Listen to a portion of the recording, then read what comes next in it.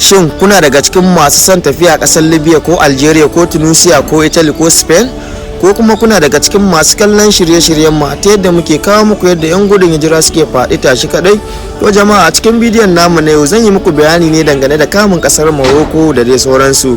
Abokina, kamun ƙasar Morocco ya sha bamban da kamun sauran ƙasashe na Larabawa. Ita ƙasar Morocco mai wuyarta baka shiga ba, amma fa shigarta yana da matukar wahala. Ƙasar Morocco ko ta ina ne kake so ka shiga, ko ta Algeria ne, ko ta Mauritania ne, ko ta ina mutum yake so ya shiga kasar Morocco, to akwai wahalar shiga gaskiya.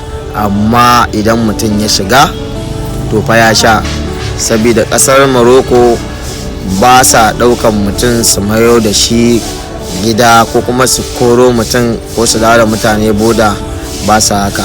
Amma in dai har kafin ka shiga ne suka kama mutum, wayar ka za su karba su fasa su baka su kaɗo mutum ta hanyar da ya bi. In ta Mauritania ne su maido da ku dawo Mauritania, in ta Algeria ne su maido da ku dawo Algeria. Waɗanda kuma suke kai attempt na su shiga Europe ko ta waya ko ta ruwa da dai sauransu, idan ma'aikatan ƙasar Morocco suka kama mutum, magana ta gaskiya sukan bugi wanda ya musu diragen.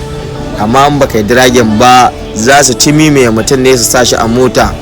A misali, kamar a ce daga inda ake tsallaka waya, kamar a ce Lagos, to za su ɗauko mutum tun daga Lagos, ba za su sauke shi a ko ina ba sai a irin kamar Sokoto ko irin su Maiduguri, can dai wani state za a mai da mutum. Ko a ƙasar Morocco ita ma akwai ƙungiyar IOM, akwai ƙungiya ta UNICEF, akwai ƙungiya ta UN, akwai ƙungiyoyi da dama, duka sai wanda mutum yake so ya join. Idan mutum ya join na kungiyar IOM, su fa kungiyar IOM ba wani aiki da suka iya fa sai dai su mai da mutum gida ne. Ko a Morocco ne kai join, ba gaba za su yi da kai ba wai ko Italy ko wannan, gida ne.